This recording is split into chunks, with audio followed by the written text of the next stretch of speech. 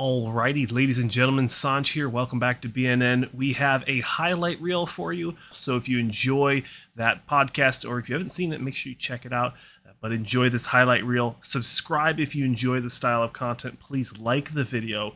It really helps me know that you want to see more content like this. And it also helps the algorithm and it helps the channel grow. So please like the video, subscribe, enjoy the highlight, and I'll see you guys in another one. All right. Tampa Pro. Do you guys know any? I know I'm tracking the Open and the 212. I haven't looked too deep into the Classic of who's doing the Tampa.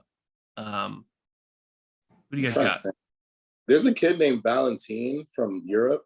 Okay. That kid looks good. He looks really good. Let me pull up his Instagram if I can find it. I just started following him, actually. Yeah, I haven't even been keeping up with too much. I've been so locked in. Yeah, I haven't been looking anywhere, so I don't know who's gonna be. I mean, I have some friends who are doing the show, female competitors, but I don't know the lineup. I thought Breon was doing it at one point. Yeah, I don't know if he's doing it or not. Yeah, he's looking too swole right now to be doing it. I saw he was doing yeah, he announced, I think it was the Arnold UK. Said really? Yeah, I think he said he was doing that in either Classic or 212. Yeah, I thought I just saw that. Okay, that might have been new. I think it's on his page. If you scroll through it, one of his hashtags was Arnold UK 2022. Okay, because I'm weird like that. That's the stuff I look for. Yeah, I do that sometimes too. But I was looking at his physique. I'm like, ain't no way in the world he's finna do Tampa looking like that. Yeah. No. That's part of the reason why I didn't take up prep for Tampa. I'm not gonna lie. I haven't been paying too much attention to be like Lamar, to be honest with you. I'm just busy with work and life and stuff like that. Too much into like, you know, the competitions and who's competing.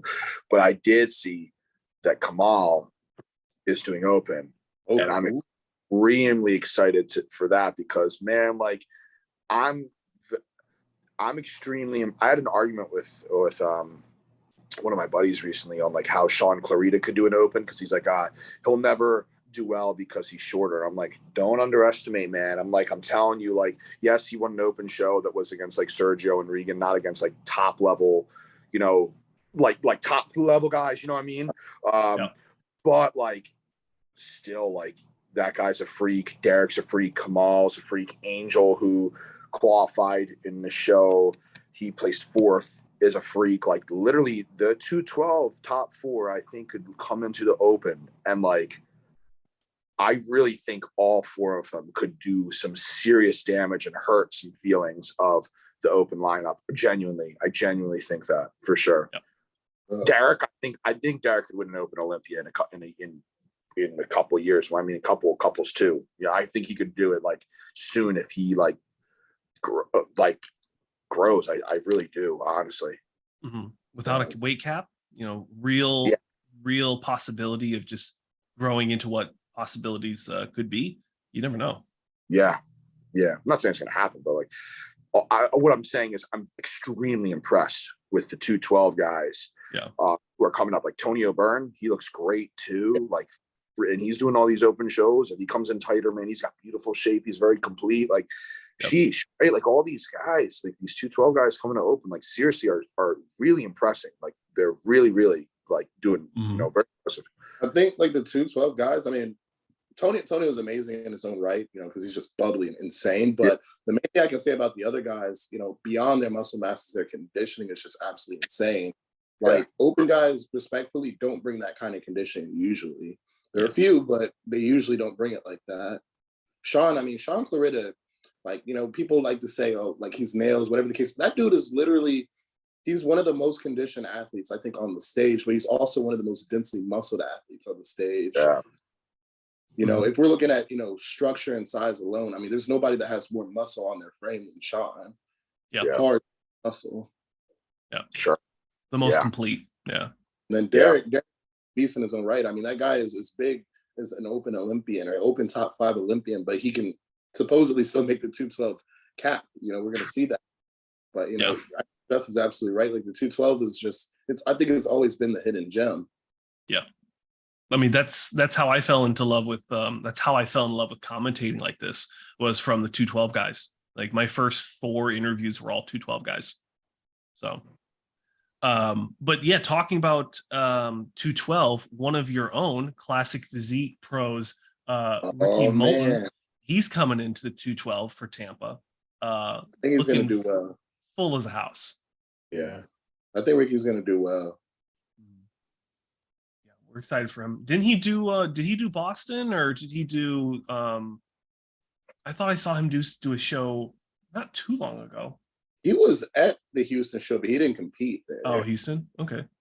Yeah, he was at Houston, but yeah, man, Ricky he's a good dude. That dude is huge. So I think, I don't want to say anything. I think he's going to do very well. I think that, if he can come in harder than what we're seeing right here, he's going to do. Yeah, he's got one more week, and this photo is about a week and a half old. So yeah, I'm excited to see what he does. Nathan Epler is going to be there as well, right? Yeah, Nathan Epler, top 4, top 5, Yeah, 212 Olympian. Got 5th. There we go. Yeah, he's coming in. I would say, minus a couple people, definitely the favorite. I'll put it out there, favorite top 3, no matter what, unless something crazy happens. But just looking at this photo here, being 7 days out, I think he looks really full. Yeah, he's hard. Midsection, midsection's always impressive. He's a very come in right on time type of guy. I don't know about you guys, but sometimes there's certain competitors, you'll see them when they're 2 weeks out, a week out, 3 weeks out, and you're like, they're gonna be pushing it, but they always they know their body, they know those last minute manipulations, and they know just how to make them peak properly. You know what I mean? I don't know if you guys agree with that, but there's some people who they're ready at a month out. There's some people who they're ready right on literally show day, and that's when you're like, what the heck? These guys are perfect. You guys know this guy named Carlos? I think his name is Carlos Lamar. He won the Optimum Classic show. Okay. I was absolutely blown away by like 1 week out. I was like, okay, yeah, great shape, but he's got to bring it in. He's got to come in tight. And I'm telling you, 2 or 3 days later, he posted pictures, and I was like, oh my god, he just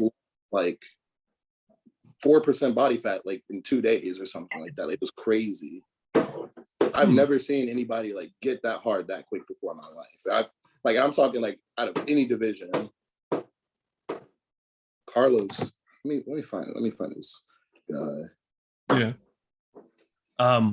What Justin was saying about people coming in perfectly on time, I feel like that has been the conversation around Keon, is whether or not he's gonna either peak too early or if he peaks after for a photo shoot.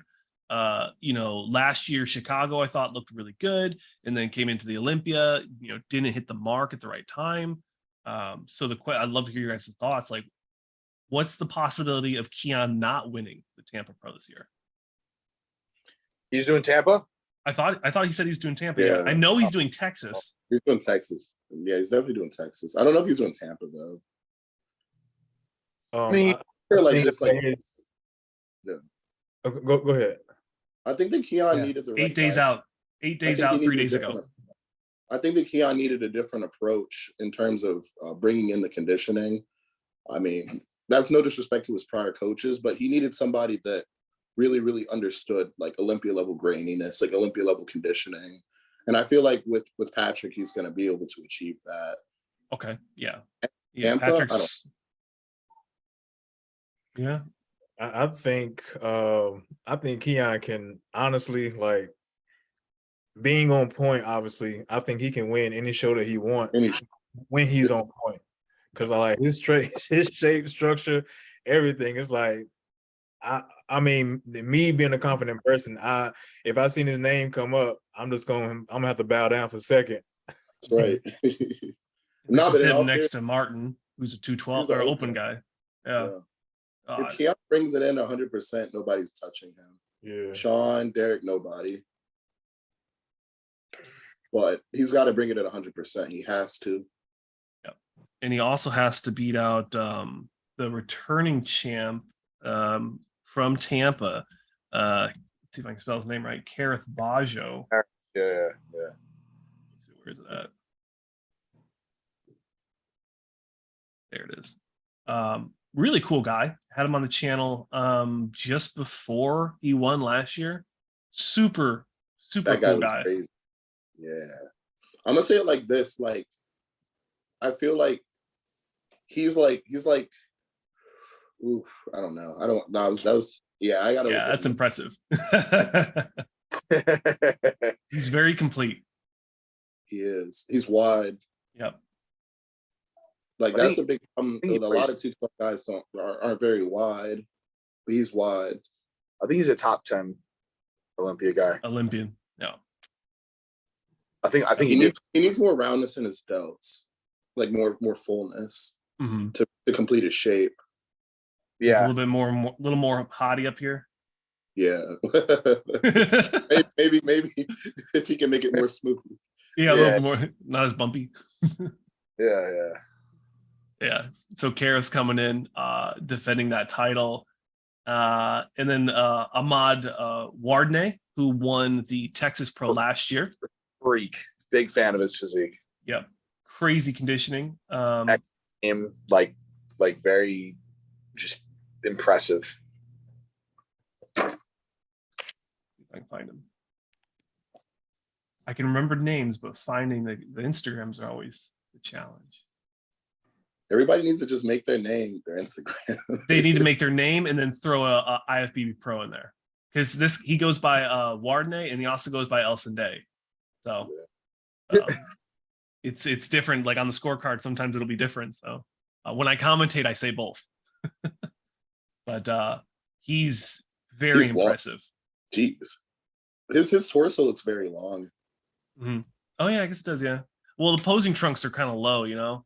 Like if he were to hike them up a little bit onto the where they're supposed to be. I think a long in 212 is kind of advantageous because it gives you more taper, more X factor.